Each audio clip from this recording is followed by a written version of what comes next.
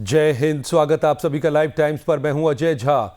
तेजी से बदलते जियोपॉलिटिक्स में भारत की भूमिका की अहमियत बढ़ रही है। मिडिल ईस्ट में टकराव थम नहीं रहा और अब अमेरिका और चीन भी यहां सुलह करवाने में नाकाम साबित होते दिख रहे हैं। ऐसे में अब दुनिया की नजरें भारत की ओर हैं। ब्रिक्स विदेश मंत्रियों की बैठक के बाद नई दिल्ली में रूसी विदेश मंत्री सर्गेई लावरोव ने बड़ा बयान दिया है। उन्होंने कहा कि अमेरिका और ईरान के बीच जारी तनाव को कम करने में भारत लंबी अवधि की मध्यस्थ की भूमिका निभा सकता है। लावरोव ने भारत के कूटनीतिक अनुभव, वैश्विक साख और पश्चिम एशिया में उसके बढ़ते प्रभाव की तारीफ की, तो ईरान के विदेश मंत्री ने भी ऐसा ही बयान देते हुए कहा है कि उनके देश का दशकों पुराना अमेरिका से विवाद भारत ही सुलझा सकता है। पाकिस्तान पहले ही बुरी तरह नाकाम साबित हो चुका है। ऐसे में अब नजरें भारत की तरफ हैं कि वो अब किस भूमिका में आता है, वैश्विक टकराव दूर करने के लिए कैसी और कौन सी पहल करता है।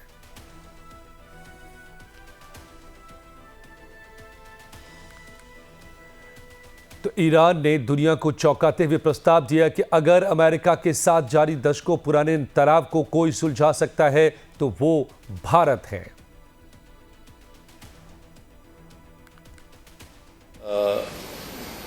I think India, with its good reputation, can play a greater role in this region to help diplomacy, to help peace, and to promote peace and security.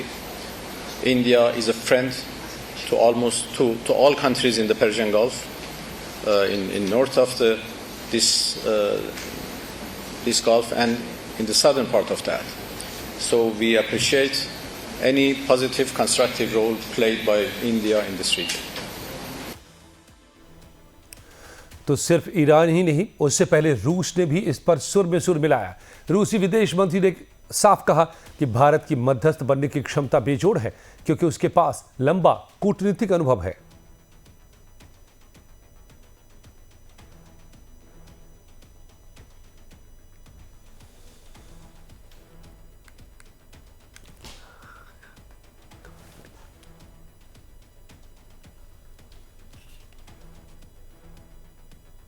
तो देखिए, अगर लंबे समय के लिए किसी स्थायी मध्यस्थ की जरूरत पड़ती है तो ये भूमिका भारत निभा सकता है। सर्गेई लावरोव का ये बयान है। उन्होंने कहा है कि भारत के पास व्यापक कूटनीतिक अनुभव है और वैश्विक स्तर पर संवाद स्थापित करने की भी क्षमता है। पर हमला, तो ये जो लावरोव का बयान है, सर्गेई लावरोव विदेश मंत्री हैं रूस के, ऐसे वक्त में जब खाड़ी में तनाव बना हुआ है, चीन बीजिंग समिट से भी कुछ खास नहीं निकल पड़ा, तो सर्गेई लावरोव का बयान और साथ ही अराक्ची का बयान काफी अहमियत रखता है। और इस सब के बीच पीएम मोदी ने क्या कहा है शांति को लेकर के, यह भी सुनिए। पश्चिम एशिया क्षेत्र में युद्ध की परिस्थिति का प्रभाव आज पूरे विश्व पर दिखाई दे रहा है। भारत ने हमेशा समस्याओं के समाधान के लिए डायलॉग और डिप्लोमेसी को प्राथमिकता दी है। होर्मुज़ को फ्री, ओपन और सेफ बनाए रखना, ये हमारी सबसे बड़ी प्राथमिकता है। और तो क्या मायने हैं इन बयानों के जब तनाव खत्म होने का नाम नहीं ले रहा है। ये बड़े बयान रूस के विदेश मंत्री और ईरान के विदेश मंत्री अगर भारत में देते हैं और पीएम मोदी यूएई होते हुए यूरोप की यात्रा पर हैं, तो क्या ये एक पीस प्रोसेस की शुरुआत है? आइए समझते हैं। मेरे साथ यूके देवनाथ साहब, रिटायर्ड ग्रुप कैप्टन, जुड़ गए हैं। अनुज माथुर साहब, रिटायर्ड मेजर जनरल, मेरे साथ जुड़ गए हैं। आप दोनों डिफेंस एक्सपर्ट का बहुत बहुत स्वागत सर। जय हिंद, गुड मॉर्निंग। तो ये आवाजें अचानक नई दिल्ली से जो उठती नजर आ रही हैं देवनाथ साहब, क्या ये महज इत्तेफाक है या फिर कोई पीस प्रोसेस शुरू हुआ है? पीएम मोदी की तस्वीर देखिए, यूएई में जाते हैं, फिर यूरोप का रुख करते हैं, और दिल्ली से ये दोनों बयान रूस और ईरान के विदेश मंत्रियों के। जी हाँ अजय, इसमें कोई शक नहीं है कि भारत जो है विश्व में आने वाले समय में ज्यादा से ज्यादा अपना योगदान देना चाहेगा। डेफिनेटली शांति प्रक्रिया में तो बहुत ही बड़ा योगदान भारत का हो सकता है। भारत ने रूस और यूक्रेन के युद्ध में भी बार बार प्रधानमंत्री मोदी जी ने कहा था कि रूस और यूक्रेन को इस युद्ध का समाधान बातचीत के जरिए ढूंढना चाहिए। आने वाले समय को हम युद्ध के समय में नहीं परिणित कर सकते। अब जो ये बयान आए हैं ईरान के विदेश मंत्री अरागची और पूर्ण बयान हैं, दोनों ने ही ये पेशकश की है कि भारत शायद ईरान और अमेरिका के बीच में जो तनाव चल रहा है उसमें मध्यस्थता की भूमिका अदा कर सकता है। भारत सरकार की तरफ से कोई बयान नहीं आया है अभी तक इसके ऊपर, और ना ही इसके ऊपर कोई बयान अमेरिका की तरफ से आया है। क्या अमेरिका भारत को एक मध्यस्थता करने के लिए एक कहते हैं स्पेस देना, जगह देगा क्या? इसके बारे में संदेह है, क्योंकि अमेरिका को मालूम है कि भारत शायद अगर ईरान और अमेरिका की बातचीत कराएगा तो भारत जाहिर बात है ईरान को भी अमेरिका के बराबर दर्जा देने की कोशिश करेगा। यानी भारत का शुरुआती एम ये होगा कि मध्यस्थता की टेबल में ईरानी प्रतिनिधि और अमेरिकी प्रतिनिधि दोनों बराबर बराबर का वजन रखते हैं। इस तरह की भावना को अमेरिका समझता है, इसीलिए उन्होंने अभी तक कोई रिएक्शन नहीं दिया है। जी अजय। जनरल साहब, तो अब डोनाल्ड ट्रंप के पास कोई विकल्प बचा है क्या? उन्होंने तो सारे जो भी एवेन्यूज थे सबका इस्तेमाल कर लिया और रास्ता नहीं निकला है, और उनको रास्ता चाहिए, उनको समझौता चाहिए। ये खुद डोनाल्ड ट्रंप के पिछले दिनों के बयानों को हम देख लें, उनकी कोशिशों को देख लें तो पता चल जाता है। तो ऐसे में क्या अब भारत के जरिए शांति की कोशिश, समझौते की कोशिश शुरू हो रही है क्या?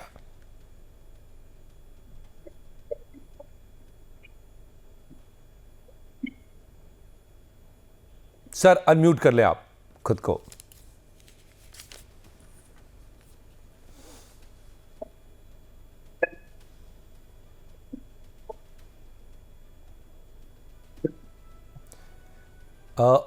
आई think there is an audio issue sir, network issue शायद है। देवनाथ साहब, तब तक आप ही से इस बात को आगे बढ़ाते हैं। सवाल यह है कि डोनाल्ड ट्रंप के पास अब ऑप्शंस नैरो होते जा रहे हैं या हो चुके हैं? तमाम कोशिशें जो अब तक उन्होंने की है वो नतीजे सिफर रहे हैं। हाँ अजय, इसमें कोई शक नहीं है कि डोनाल्ड ट्रंप ने जो बातचीत का एक अभिनय करने की कोशिश की थी इस्लामाबाद में, वो नाकामयाब सिद्ध हुई है। वो ये रहा है कि डोनाल्ड ट्रंप ने सोचा था कि अमेरिकन डेलीगेशन इस्लामाबाद पहुंचेगा, ईरानियन डेलीगेशन इस्लामाबाद पहुंचेगा। ईरानियन डेलीगेशन जो है वो कमजोर मन से आएगा। अमेरिकन डेलीगेशन अपनी जो सुपरमेसी है उसका इस्तेमाल करते हुए ईरानियन डेलीगेशन पर हावी हो जाएगा, और अमेरिका जो डॉटेड लाइंस शर्तें रख रहा है, पाकिस्तान वो कागज ईरान की तरफ बढ़ा देगा और ईरान उस पर चुपचाप साइन कर देगा। तो यह चीज, इस मैन्यूवरिंग को अमेरिका और पाकिस्तान इस्लामाबाद में एक रूप नहीं दे पाए। तो अब ऐसा दुनिया में कौन सा देश है जो कि इस रोल को एक कंस्ट्रक्टिव और अनबायस्ड तरीके से न्यूट्रल देश की तरह से मध्यस्थता कर सके? डेफिनेटली भारत को ऐसा स्थान मिल सकता है। अजय देखो, डोमेस्टिक पॉलिटिक्स की भी हमारी मजबूरी थी। अभी तक प्रधानमंत्री मोदी जी, हमारा गृह मंत्रालय, काफी हद तक विदेश मंत्रालय भी भारत के अंदर 5 राज्यों में इलेक्शन हो रहा था, सरकारों का गठन हो रहा था, उसमें व्यस्त था। तो शायद इतना समय नहीं था हमारे देश के शीर्ष नेताओं को अमेरिका और ईरान के बीच में मध्यस्थता कराने की। लेकिन अब जब भारत सरकार 5 राज्यों में सरकारों का गठन हो गया है और मोदी जी अभी गए हुए हैं यूरोप के देशों का भ्रमण करने के लिए, नेदरलैंड, इटली जा रहे हैं, तो ऐसे समय में एक मौका है जहां भारत समझौता करने की पेशकश कर सकता है। लेकिन विदेश मंत्रालय से जितने बयान अभी तक आए हैं उसमें शायद अभी तक वह उत्सुकता नहीं दिख रही है कि भारत मध्यस्थता करना चाहता है। देखो अजय, भारत मध्यस्थता करने के पहले अमेरिका का मन टटोलेगा। क्या अमेरिका भारत की मध्यस्थता करने के रोल को मान रहा है?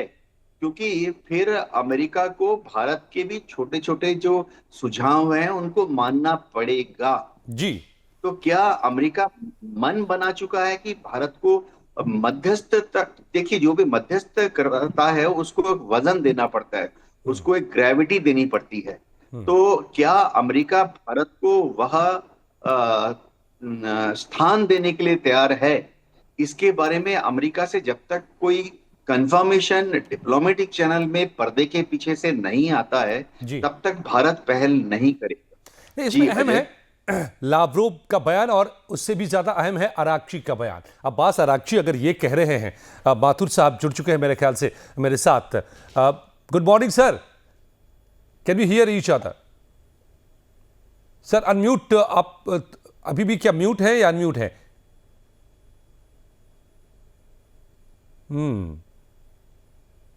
Still I can't hear you sir. मैं देख सकता हूं आप बोल रहे हैं लेकिन आवाज नहीं आ रही है।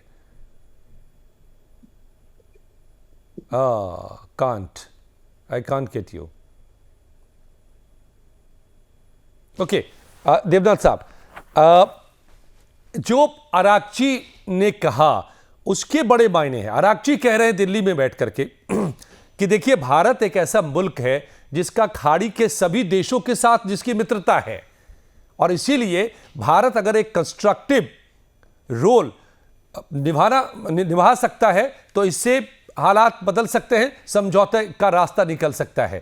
यह भारत की ताकत है और यह हाल के दिनों में दुनिया ने पहचाना है कि भारत की किसी से, दोनों पक्षों में, चाहे वो रूस यूक्रेन की बात हो रही थी, वहां भी दोनों पक्षों के तक भारत की पहुंच थी, अमेरिका और रूस दोनों ब्लॉक में। यहां भी अराक्ची खुद कह रहे हैं कि खाड़ी के सभी देशों से भारत के अच्छे संबंध हैं। तो अमेरिका के पास अब चूंकि विकल्प कम है और भारत अगर वो स्पेस बन सकता है, उस स्पेस में आ सकता है जो दोनों के साथ ब्रोकर कर सकता है, तो क्या लग रहा है आपको? इसमें कोई शक नहीं है कि श्री एस जयशंकर बहुत ही अनुभवी विदेश मंत्री हैं।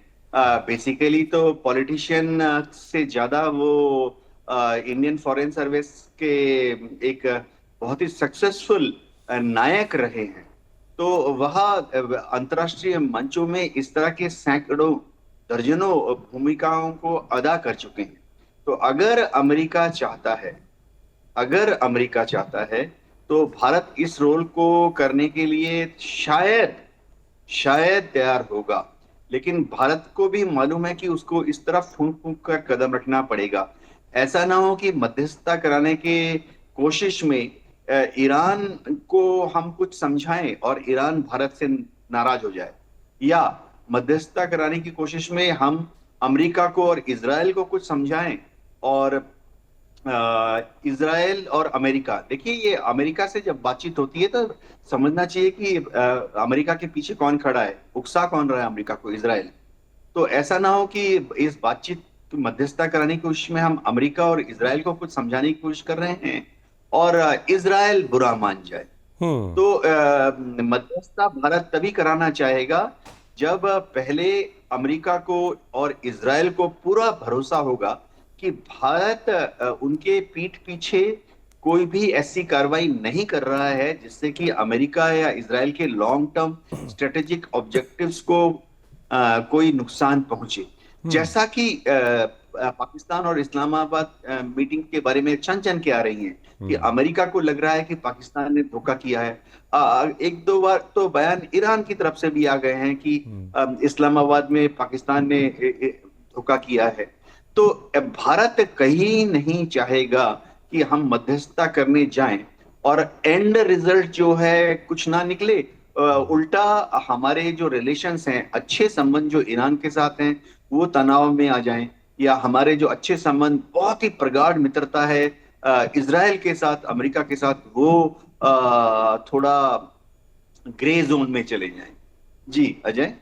बिल्कुल, ये वो कूटनीतिक चुनौतियां हैं जिसकी वजह से भारत ने सीधे तौर पर खुलकर अब तक ना इस पर कोई पहल की है और ना ही इसको लेकर के आगे बढ़ने की बात कही है। लेकिन अब जब रूस के विदेश मंत्री कह रहे हैं, अगर अराक्ची कह रहे हैं, ईरान के विदेश मंत्री कह रहे हैं और ट्रंप के पास सारे विकल्प खत्म हो चुके हैं, उनको एक पीस प्रोसेस चाहिए, उनको एक समझौता चाहिए, एक ऑफ रैंप चाहिए, उनको फेस सेविंग चाहिए, तो क्या अब भारत की बारी है? क्योंकि जब पाकिस्तान के जरिए समझौता हो रहा था तो भारत के लिए कूटनीतिक झटका भी माना जा रहा था।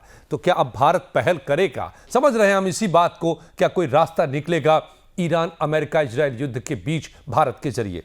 तो बीजिंग समिट में भी कोई रास्ता नहीं निकला। पाकिस्तान इस्लामाबाद की कोशिशें पहले ही नाकाम हो चुकी हैं। तो क्या ईरान अमेरिका इजराइल के बीच जो इस वक्त गुत्थम गुत्था की स्थिति है, ब्लॉकेट में है, हॉर्मुज फंसा हुआ और दुनिया में हाहाकार है महंगाई का, पेट्रोलियम को लेकर के, तो रास्ता क्या भारत के जरिए निकल सकता है? क्योंकि इस तरह के संकेत मिल रहे हैं, इस तरह के बयान सामने आ रहे हैं, चाहे वो रूस के विदेश मंत्री लावरोव हो या ईरान के विदेश मंत्री अब्बास अराक्ची हो, दोनों ने यह कहा है कि भारत यह भूमिका निभा सकता है। पीएम मोदी इस वक्त एक्शन में नजर आ रहे हैं, यूएई गए हैं और आगे यूरोप की यात्रा पर हैं। तो क्या भारत के जरिए कोई रास्ता निकलेगा? जनरल साहब, लेकिन पिछले दिनों जब इस्लामाबाद के जरिए बातचीत हो रही थी और जैसा संकेत दे रहे हैं हमें देवनाथ साहब भी कि भारत उतावला नहीं है, जयशंकर साहब ने तब भी कहा था कि भारत कोई ब्रोकर देश नहीं है, भारत अगर आएगा तो वो बातचीत के जरिए शांति की पहल करवाएगा, कोई ब्रोकरेज नहीं करेगा। तो क्या लग रहा है आपको कि अब भारत आखिरी उम्मीद है, अब वक्त आ गया है कि भारत के जरिए रास्ता निकालने की कोशिशें हो सकती है?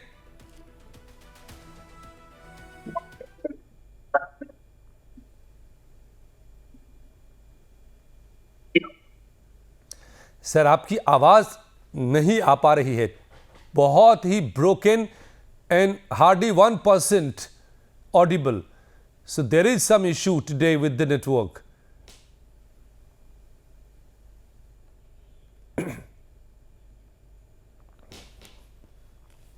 जी, अब यूके देवनाथ साहब ग्रुप कैप्टन हमारे साथ हैं और पॉलिसीज को भी शेप करने में ये भूमिका आपकी रही है काफी लंबे समय तक सर।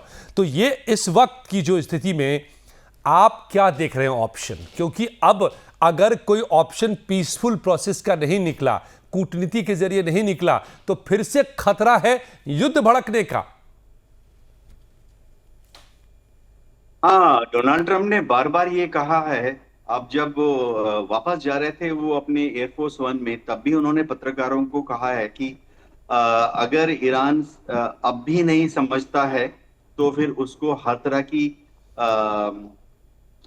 सिचुएशन का सामना करने के लिए तैयार होना पड़ेगा। अजय, बहुत ही चतुराई से अगर आप देखें, शी जिनपिंग ने ईरान और अमेरिका के युद्ध में डायरेक्ट बीच में आने से अपने को अवॉइड कर लिया है।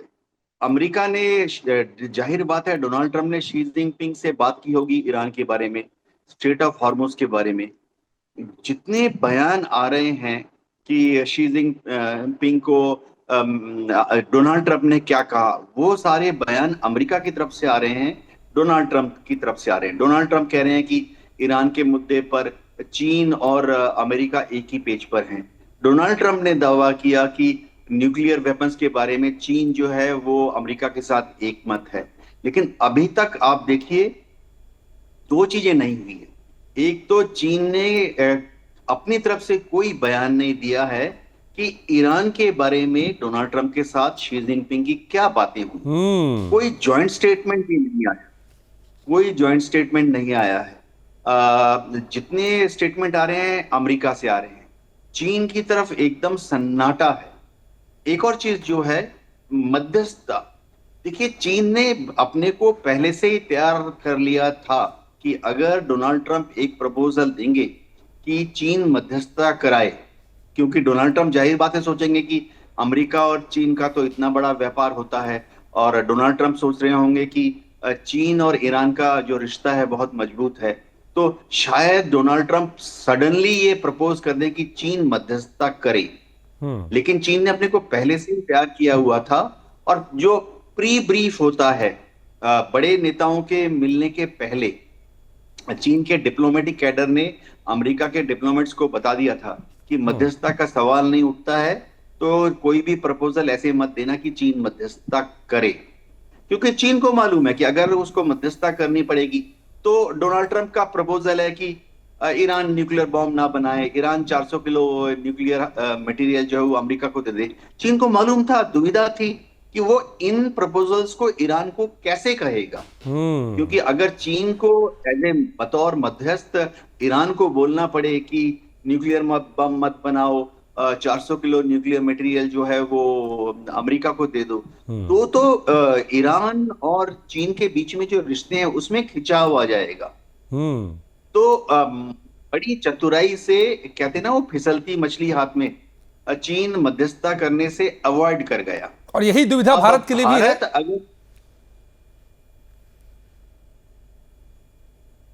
जी, यही दुविधा भारत के लिए भी है, जैसा आप संकेत दे रहे कि भारत भी बचना चाहेगा।